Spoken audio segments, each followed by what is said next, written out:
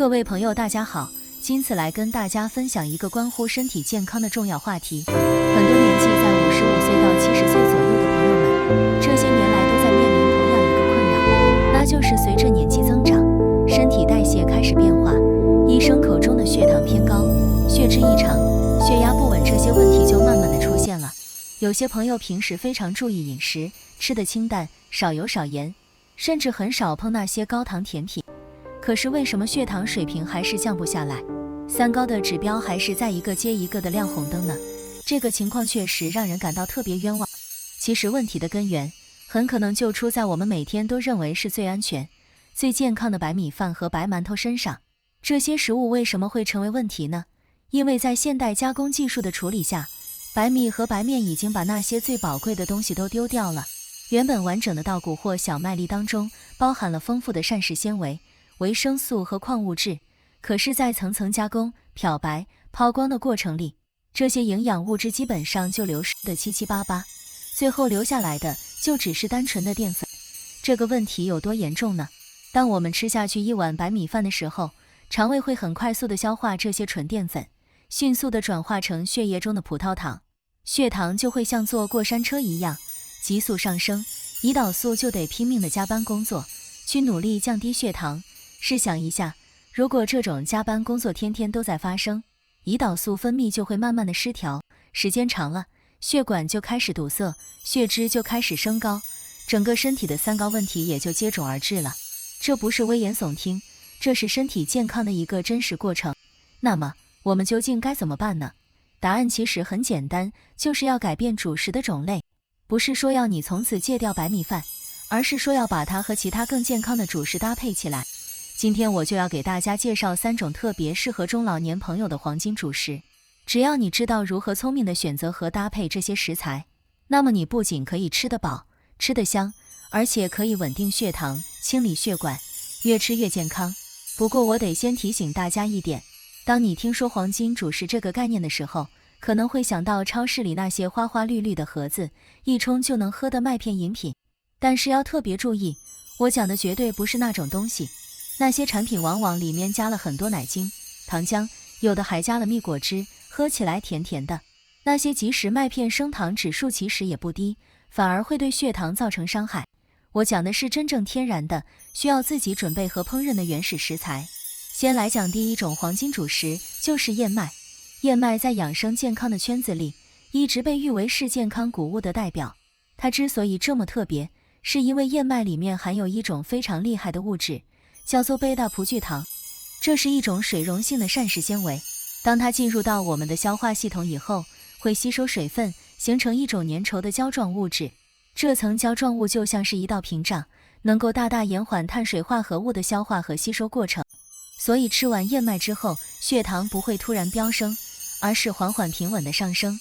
这样胰岛素的负担就大大减轻了。而且这种水溶性纤维还能粘住多余的胆固醇和胆汁酸，把它们排出体外。很多年过60的朋友去医院体检，10个里面有8个都会被医生指出有血管硬化或者高血脂的问题。要是能坚持每天吃1碗燕麦，2-3个星期以后，你就会发现胆固醇指标有了明显的改善。但是很多朋友会直摇头，觉得燕麦吃起来口感不好，粗粗的，难以下咽。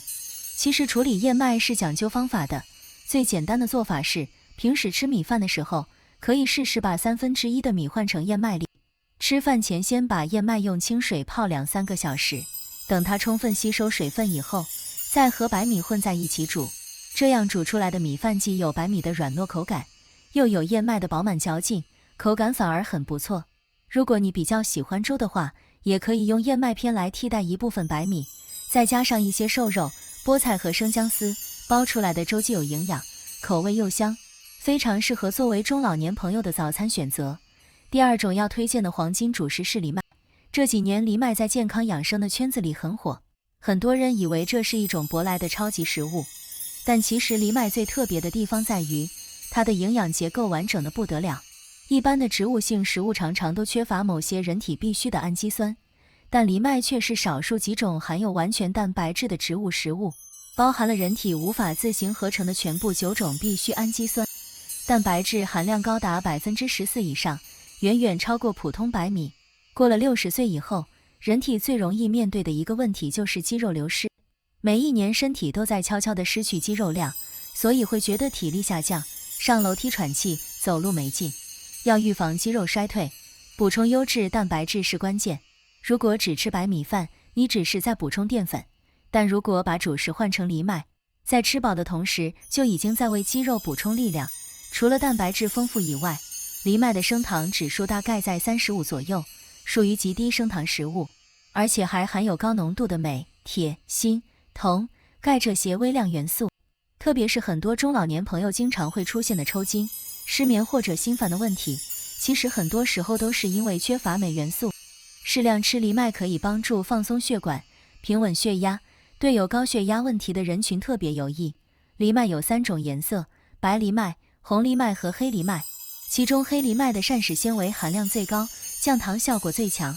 要是你是第一次尝试藜麦，我建议从白藜麦开始。藜麦的做法其实很简单，是一种容易消化的食物。烹饪之前最好先用清水冲洗2-3次，因为藜麦表面有一层天然的苦味素。洗干净以后，你可以用1:1.5的水比例去煮，大概15分钟，你就会看到藜麦粒开始发芽，出现一圈细细的尾巴。那个时候的口感最好，既软糯又有嚼劲。最简单的吃法还是把藜麦和白米混在一起煮饭，煮出来的饭粒看起来金黄很漂亮，也不需要特别的烹饪技巧。这样既能帮你控制血糖，还能增加饱腹感，让你饭后不会很快就想吃零食。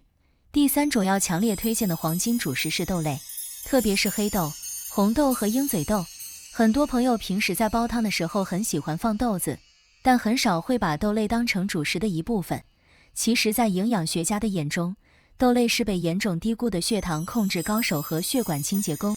豆类虽然淀粉含量比较高，但同时含有植物蛋白和丰富的膳食纤维，特别是红豆、绿豆、黑豆、花豆以及鹰嘴豆，这些豆类当中的碳水化合物属于抗性淀粉。简单来讲，这种淀粉很难被小肠消化和分解，就会直接进入大肠，成为肠道益生菌的食物。正因为这个特性，食用豆类以后血糖的波动极其平缓，升得慢，降得也慢，就像乌龟行走一样，是糖尿病患者和3高人士的绝对福音。而且豆类还含有极其丰富的钾元素。高血压的一个主要原因就是日常饮食中摄入了过多的钠，吃豆类可以帮助身体排走多余的钠，达到天然降血压的效果。从中医的角度讲，黑豆可以补肾强腰、滋阴补气。过了60岁以后，身体机能开始衰退，吃黑豆可以很好的调理。红豆则可以利水消肿、补血养颜。鹰嘴豆更是近年最流行的健康豆类，富含叶酸、纤维素和不饱和脂肪酸，对预防心脑血管疾病有显著的功效。不过很多人一听说要吃豆子就要摇头，觉得豆子容易引起胃胀气，或者担心豆子太硬会磨牙。这个确实是很多中老年朋友面对的实际问题，但只要掌握好处理豆类的小技巧，这点问题完全可以轻松解决。首先，吃豆一定要充分浸泡，在烹饪之前的前1晚，先把豆类用清水浸泡至少8到12个小时。浸泡可以软化豆皮，也能分解豆类当中容易引致胀气的低聚糖。第二，利用好电压力锅或者高压锅这个武器，浸泡好的豆类放进锅里面，20到30分钟就能完全软烂，口感极化。就算是牙口不太好的中老年朋友也可以轻松食用，肠胃也很容易消化吸收。